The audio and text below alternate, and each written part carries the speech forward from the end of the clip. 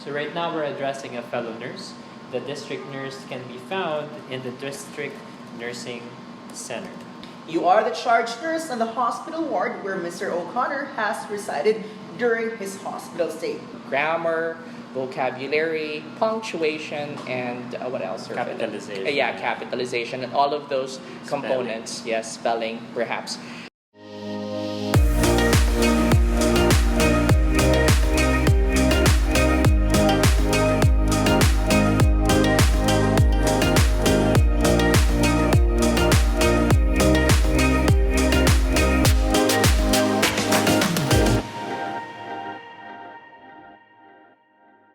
Happy New Year! It's January 2021 and after 4 months on YouTube, thank God we now have more than 6,000 subscribers, more than 100,000 views, and more than 400,000 minutes watched. So, in the last 4 months, more than 35 videos. So what else have we not done?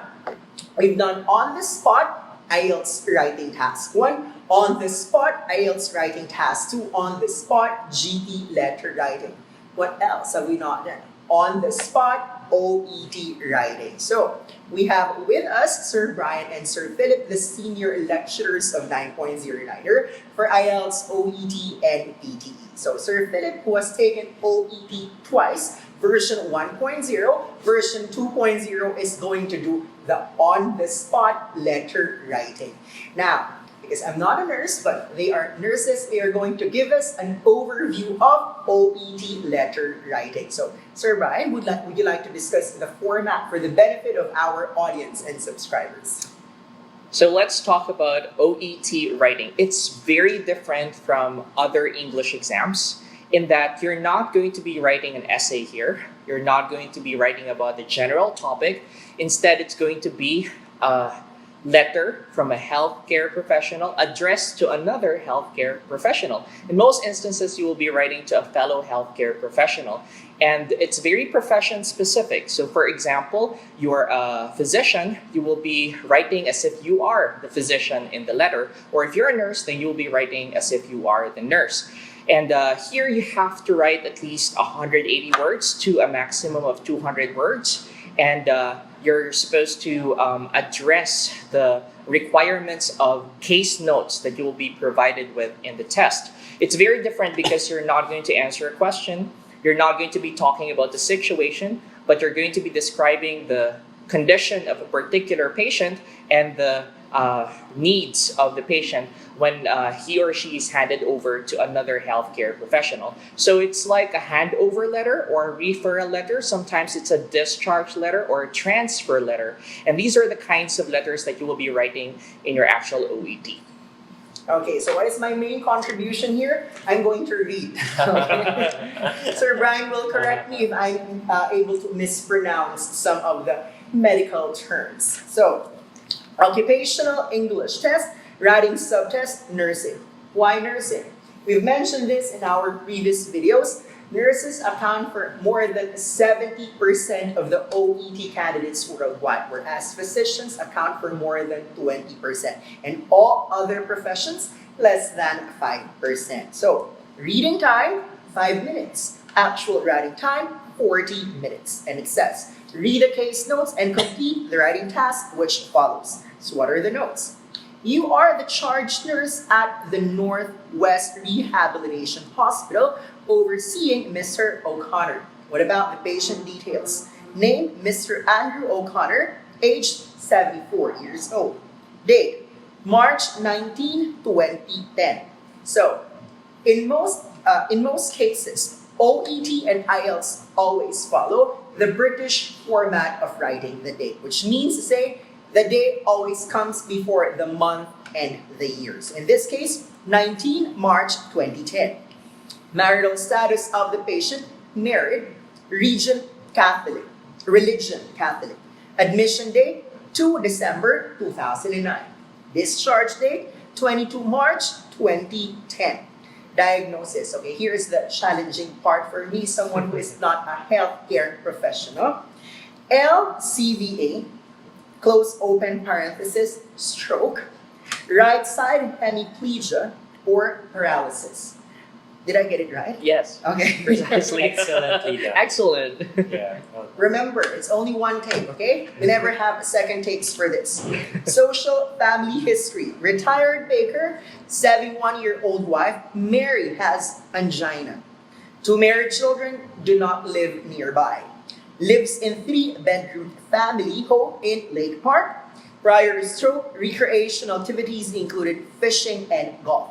Medical history and medications. See doctor's notes to be forewarned. As it says, management and progress during hospital stay.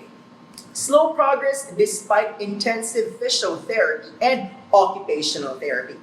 Still requires assistance with dressing, toileting, getting in and out of bed. Mobilizes slowly with frame, can feed himself. Mood swings, angry, tearful, happy. Family meeting held 09/03/2010. So that's March 9, 2010. Advised nursing home placement, family refused. OT home assessment 11/3/2010. So that means say March 11, 2010. Modifications carried out including handrails in bathroom and toilet and bed rails. Discharge plan. Attendance at day hospital 3 times a week. District nurse to visit twice daily too. Assist with transferring in and out of bed and grooming and hygiene needs. B. Monitor medications. C. Monitor how patient coping at home. Note also wife's health. D. Refer to hospital if necessary. Now for the writing task. You are the charge nurse on the hospital ward where Mr. O'Connor has resided during his hospital stay. Using the information given in the case notes, write a letter of referral to the district nurse at the District Nursing Center, Lake Park, who will be attending to Mr. O'Connor after his discharge. In your answer, what is expected? Expand the relevant notes into complete sentences. Do not use note form, use letter format. The body of the letter should be approximately 180 to 200 words. So that's a complete instruction you're going to see in your OET test booklet. So I'll turn you over to our OET lecturers, the nurses themselves. Okay, right. So, Sir Pheelyp, should we start writing for this particular case notes? Definitely. As we discussed during class, it's important to have a process that you use in order for your thinking to not only be structured, but also be effective. It's important that you don't miss out anything that is critical, you don't miss out any important information, and you're able to organize it properly. So looking at, if I may, Sir Irvin. Yeah, go ahead. Thank you. So the first thing that you should figure out is who you are. So right now it seems that we are the charge nurse in the, where are we? Northwest Rehabilitation Hospital. So we're a hospital nurse. Sometimes we're something else. Sometimes maybe we're a retirement home nurse or we're in the emergency room. It matters not only who you are, but also where you are. Equally important is the person who we are writing to. Who are we writing to here? It says here that we should be talking to, that we are currently addressing the district nurse. So the district nurse, it's the same as a community nurse here in the Philippines, somebody who's in charge of the community. After determining, and it's very important who it is that we're addressing. Sometimes we're addressing not a fellow nurse, sometimes it's a general practitioner, sometimes it's a dietitian, sometimes a physiotherapist. Always keeping the reader in mind and customizing our letter accordingly definitely helps you to score much higher. So right now we're addressing a fellow nurse. The district nurse can be found in the District Nursing Center. In the Philippines, we are more familiar with the American spelling, so we would spell center C-E-N-T-E-R. However, it says here C-E-N-T-R-E. What's important, whether you use the British or the American spelling, is that you are consistent. Stick to one. And since here District Nursing Center seems to be a proper noun, so I guess everything else should be British as well. So maybe we can stick to that. After determining who it is that we're talking to, it would be a good idea for us to determine the urgency of this letter. Sometimes the patient requires immediate care. Maybe he was stabbed, maybe he can't breathe, etc. And talking about someone like that sounds very different compared to somebody who is set to go home, such as like Mr. O'Connor over here. So urgent, not at all. Not urgent at all. He's on his way home. After knowing what the urgency is, it's good for us to know what actions we're actually requesting for the community nurse to do. And in this case notes, we can turn to the discharge plan. And as Sir Irvin read earlier, there are 6 of them. Attendance at the hospital, district nurse twice daily to visit, to do 4 different things. Now, one of the important things to remember regarding the discharge plan is that it doesn't mean that it's there, that you have to include all of it in your letter. Isn't that right, Sir Brian? Yes, precisely. You have to know how to discriminate between those that are relevant to the person that you're writing to and those that are totally irrelevant. Definitely. And one of the ways to do this is to, as I said earlier, keep the reader in mind. Right now, looking at our notes, you can see that we're addressing the district nurse. And very conveniently, it says here in our discharge plan what the district nurse is being asked to do. District nurse to visit twice daily too. And there are 4 selections here, and these are the things that we will focus on. The fact that Mr. O'Connor shall be attending the day hospital, which is like an outpatient hospital thrice weekly, that doesn't seem to be something the community nurse who we're talking to should concern herself with, wouldn't you say? Yes. Yeah. That is not the responsibility of the community health nurse. It is someone else's responsibility, Yes. but not this healthcare professionals. So let's write that down. So A, B, C, and D. So we could refer to our case notes regarding that. Assisting with transferring in and out of bed and grooming hygiene needs, monitoring medications, monitoring how the patient is coping at home, and we refer to the hospital if necessary. Even a cursory glance at this shows that they seem to be not of equal importance. One is more critical to the patient's health than the other. And later on, we will be prioritizing these 4 things. Right now, though, after determining what kind of care we're asking the person to do, now we go on to the rest of the case notes. Since we already know what care we're asking for, everything else in the case notes that have nothing to do with these actions should be canceled out. So, the fact that he's a retired baker, who cares? He's Catholic, who cares? Doesn't matter. He has 2 married children who do not live nearby. So what? He lives in a 3-bedroom home. If it's 2-bedroom, will anything be different? I don't think so. Prior to stroke and recreational activities, he liked fishing and golf. You're not asking the nurse to golf with him or to be a fish. So therefore, these things are totally irrelevant to our letter. No, those kinds of things are easy. However, the ones in the management and progress during hospital stay, they require a little bit more thought, whether these are things that the district nurse still needs to do. I invite you to look at it. It says here, there was a family meeting held last September 3, 2010. Here, Yes? March 3, Oh, sorry. March 9. March 9, apologies. March 9, 2010, Then. advised nursing home placement.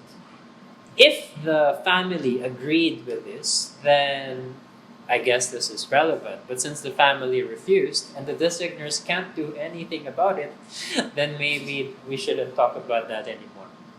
Similarly, there was an occupational home assessment performed last March 11. It's important that the assessment was conducted, but when it actually happened, that doesn't seem relevant to the district nurse's care that she would be providing. So we can include that as well. So using the 4 actions that we've identified, we can now match which of these various details in the case notes belong to which action. This allows us to cluster the different details together in order to form a coherent story. Looking at Mr. O'Connor's, he seems to have different problems. However, his problems seem to revolve primarily with mobility. He can't move, and that is letter A. assistance with transferring in and out of bed, grooming, and hygiene needs. So therefore, the details that are related to this care are the ones that we will prioritize. Last, so let's start writing. What does our letter look like? We begin, OET is actually not very strict, as Sir Brian would know, about the specific format of the letter. You can do it in many ways. What OET cares about is that the information that makes it look like a letter is actually there. So let's begin with the district nurse. Now, let's begin rather with the person who we are addressing. Sometimes a name is provided, but not right now, no name is provided. So let's just address the person as the district nurse. Underneath, we could write where the district nurse is coming from. Where is the district nurse coming from? From district nursing center, Lake Park. After that, we should have a space, and then after this, we should have the date. Right now, the date is indicated. The date today is 19 March 2010. Underneath this, we should have re, which means regarding. This gives the healthcare professional a good idea who our patient is. The purpose of the re is to identify the patient. So who is your patient? Your patient is Mr. Andrew O'Connor. And in order to help the district nurse further identify this person, because maybe there are other Andrew O'Connors in the wards, let's write down his age. He's now 74 years old. After that, have a space again. And then let us address the person. If you know the person's name, then write down his name. Dear Mr. Shoson, for example. But right now we don't, so maybe you can just write dear nurse. So in your first paragraph, your duty is to introduce the patient and to have a very clear purpose paragraph. So I'm gonna do that. I would like to refer to your care, Mr. O'Connor, who was admitted to our hospital when was he admitted? It says here that he was admitted last 2 December. So you notice that I'm being consistent with the British format. 2 December 2009 for right-sided hemiplegia from a left-sided stroke. So the first sentence gives our healthcare professional a very clear idea who this person is and his diagnosis. After that, you should have a very clear purpose paragraph. What kind of care are you asking this person to give? He is set to be discharged. When is he set to be discharged? In 3 days, 22 March 2010. He is set to be discharged on 22 March 2010 and would be requiring follow-up care as he transitions back to living in the community. You're going to notice that this is a general statement of what kind of care is required, but also gives the reader a clear idea what you're asking him to do. After this, you move on to the situation. What happened? Now, what's happening? So clearly, he is some things are good, some things are bad. You're going to notice that he can already feed himself, he can already mobilize slowly, but majority of the details here regarding his mobility seem to be not so good. He's taken quite a while for him to get this far. It's been almost 4 months now of therapy, and yet he's still not back to normal. So it's good for us to emphasize this in our letter. So we begin with something like, even though he has had, how long has he been? Even though he has had intensive occupational therapy and physiotherapy. So you're going to notice that in the case notes it says physiotherapy and occupational therapy. I just like move them around. That is a legitimate paraphrase and something that is quite useful. Even though he has had intensive occupational therapy and physiotherapy, he has had limited progress in his recovery. Though he can already mobilize slowly with a frame. So this is a copy paste from the case notes, which should be avoided. So therefore it should be paraphrased. So though he can already move with the frame slowly, maybe that's one way to do it, and can feed and can, instead of saying feed, I can just say and can eat instead of saying by himself, I would write on his own. On his own. He still needs assistance. So instead of saying requires, I say needs. He still needs assistance with toileting, dressing, and getting in and out of bed. You're going to notice that instead of saying dressing, toileting, I said toileting and dressing, which makes your life easier because you can paraphrase just by moving things around. Getting in and out of bed, maybe we can go back to that later, so that we can paraphrase that. Though he can already move with the frame slowly and can eat on his own, he still needs assistance with toileting, dressing, and getting in and out of bed. So these are all of the mobility issues that he is experiencing. But we're going to notice that it's not just the mobility that's a problem. He also has mood swings. Yeah. So that's totally different. Yes. So in order to signal this, I would use a transitional device that is complementary. So what happened previously was negative, then I would say maybe in addition. I avoid academic language such as furthermore or moreover because this is not university, it's not school, so we should avoid academic language. Simpler is better.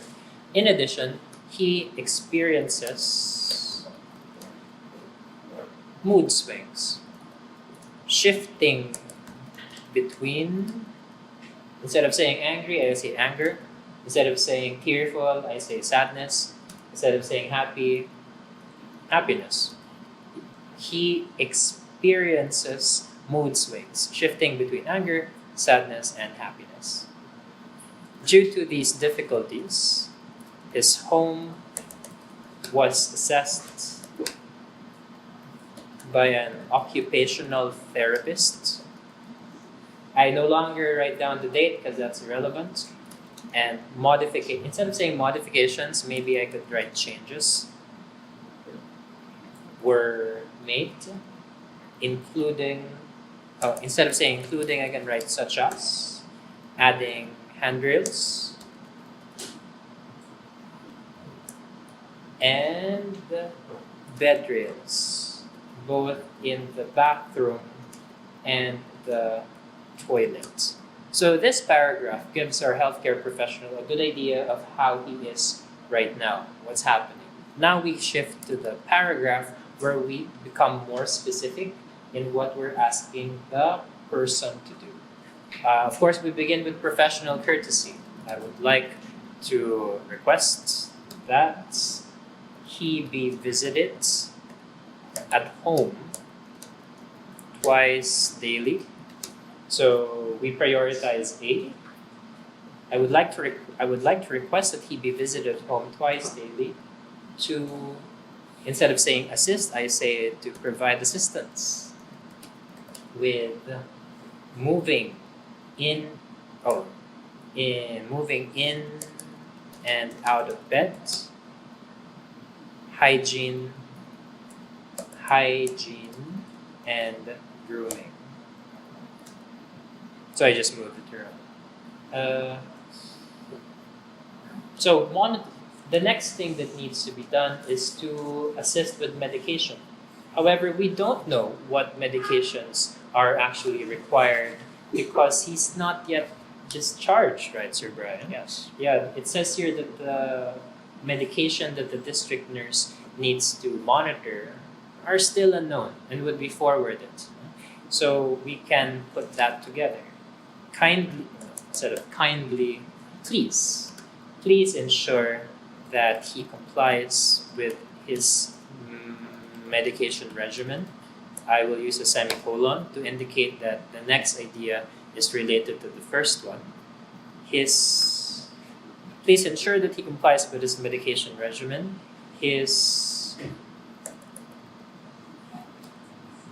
The drugs that he would be taking would be forwarded after discharge. Or yes. Lastly, please monitor. Oh, I already said please. What would be another polite term? Perhaps kindly. It would be beneficial. It would be beneficial if he can be monitored, if his coping at home can be monitored, and if it would be necessary, please kindly, it's important to be kind, kindly refer him back to us. So this allows almost all at least, of the keywords in the discharge plan to be mentioned. But it seems that we're also asking the district nurse to pay attention to the wife's health. So we put it, since it's another thing that we're asking the district nurse to do, but it's of least priority, we still put it in the same paragraph. In order to signal this, I write down the word incidentally. His wife, what's his wife's name? Mary. His wife, incidentally, his wife Mary has angina. And it would be good for her to be monitored as well. And then we're done. Of course, it would be nice to have a goodbye paragraph where we signal to the reader that we are done with this letter. If you have any questions, please do not hesitate to contact me. Sincerely, since we don't know the name of the person, it would be better to write faithfully yours, nurse. Well, actually, the only thing that OET requires here is to write down your profession. However, nothing prevents you from writing down your name, Mr. Pheelyp Aytona. Who are we here? We are the charge nurse. That's right. Charge nurse, we are from Northwest Rehabilitation Hospital. Now, after writing, it's important that you have time to edit your work because you will always make mistakes. It is your first draft, under time pressure. So the chances of you making errors is quite high. And that's why it's good to allot time at the end of your writing process to check and go over your language and to clean up any mistakes. So I would be doing that now. Yes. So, to give them time, my initial impression is, in IELTS GT letter, you're provided with a few details. It is your goal to make the letter long enough. Mm-hmm. Now, for OET letter, I've noticed that there are plenty of details here. But my initial impression while I was listening to both of them discuss OET letter, the irrelevant details don't have to be included in the output. So it is the goal of the OET candidate. You have to be discerning enough. You decide which info needs to be present in the letter and which info must not be included. Now, later, they are going to talk about the writing criteria and what they think of this output. So, looking at all the details here, definitely you will need 5 minutes to read all of the details present. And the writing time is 40 minutes. Now, how is this different as compared to IELTS writing?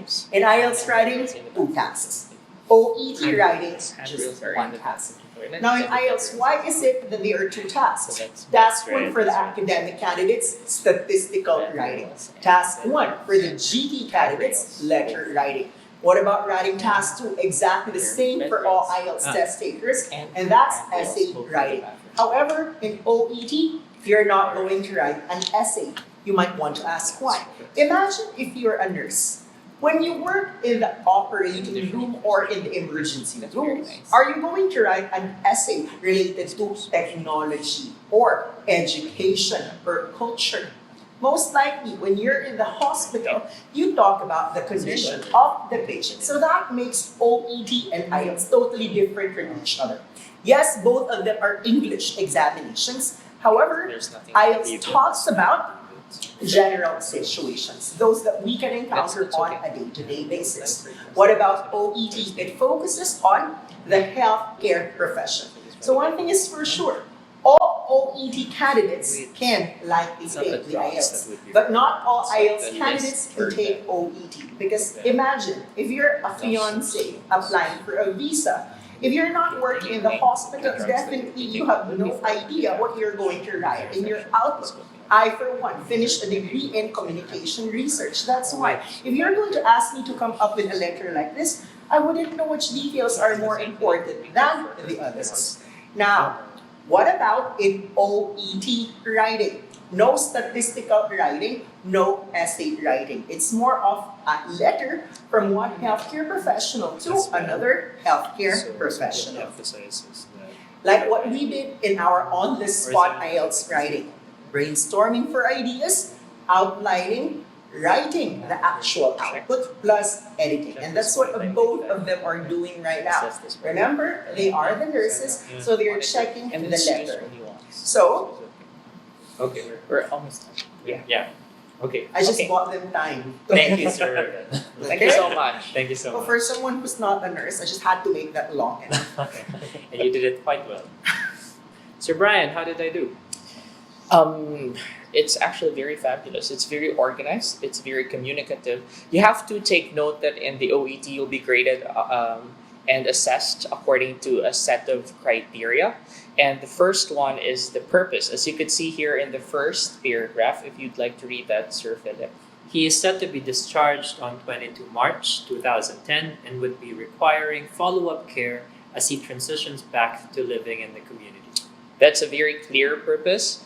It's also written early on in the document. It's very important that you do so that the healthcare provider that you're writing to can instantly figure out what you intend for him or her to understand.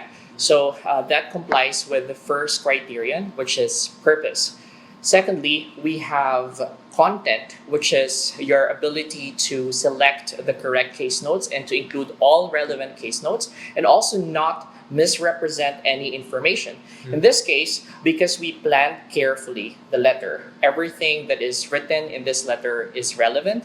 And Sir Pheelyp actually put some thought into putting the correct case notes and analyzed all of the case notes carefully to identify whether they're relevant to the person that we are writing to or not.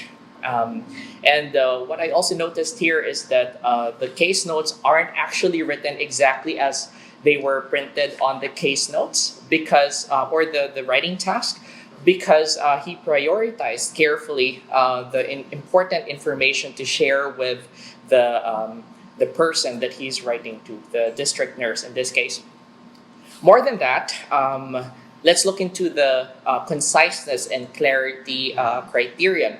This particular criterion would assess whether you are not including any irrelevant case notes. And in this case, we didn't put religion, we didn't put fishing or golf, we didn't put the bedroom. We're not a housing officer. Why would that be necessary? So we didn't put any of those irrelevant bits of details that can confuse the reader and can also slow down the reader's comprehension of the letter. So in that regard, I think that Sir Pheelyp was able to effectively write the letter in a very concise and a very clear manner. Next, we have genre and style. So this is a very polite letter. Thank you. Yeah, this is a very communicative letter. It's very professionally written. And the tone is just right for OET. It's the perfect tone. It doesn't sound too formal. It doesn't sound like an essay that is supposed to be submitted to a professor. It's writing in a very clear and a very concise way to communicate the message to the reader. And I also noticed here that it has certain devices that will enable the reader to understand this so much. And there are plenty of transitional devices as well for clarity in here. So next we have organization and layout. So as you could see here, it is properly organized and paragraphing is very effective. So if we will just look at the entire thing, just looking at the entire letter, instantly the examiner will appreciate it because the paragraphs aren't too long and they're properly chunked, they're easy to digest, and they're properly organized. So definitely the examiner is going to give Sir Pheelyp here a very high mark for the organization and layout component. And definitely language is flawless.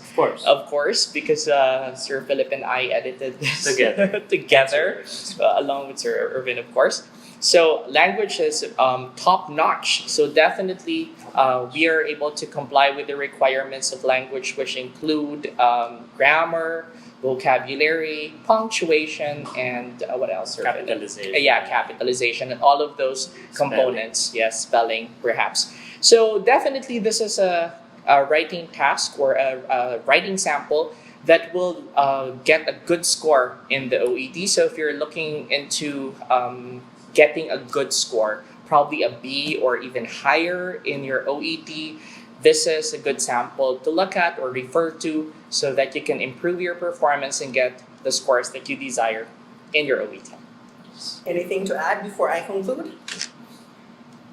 This, of course, is the product of studying, of practicing, of understanding exactly what the criteria are that OET is asking for, and putting in the hours in order to make sure that we have the skills in order to meet them. That is where coaching comes in. Whenever you think of coming up with a piece like this, of course, what you're going to be writing down, you think it's right. And that's where coaching comes in, where coaches would be able to help identify your areas of strength as well as your areas of weaknesses so that you can do better next time.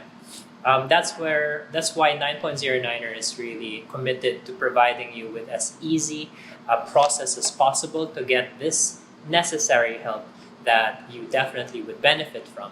And I look forward to working with you guys, and the rest of the team would be more than happy to help you achieve your dreams when it comes to passing the OET. So if you are able to check most of our videos here on YouTube, you will notice that we have plenty of videos that focus on writing. You might want to ask what? Consistently for IELTS and OET, it's writing that's considered to be the most challenging for the candidates. So if it's the one that candidates are having problems with, we devote more time for the writing subtest. So you will notice we have overviews of the writing subtest, on the spot writing, and then writing correction videos. So if you have suggestions on how we can further improve if you have suggestions on our future vlogs here at 9.09er YouTube channel, all you have to do is to send us an email or message us on Facebook. If you have not downloaded our mobile app yet, it's very simple. All you have to do is to look for us on App Store or Google Play, 9.09er IELTS OET PTE. Now, if you think this video is helpful, go ahead and share it to your friends so that we can also help those who have limited budget in preparing for the examination.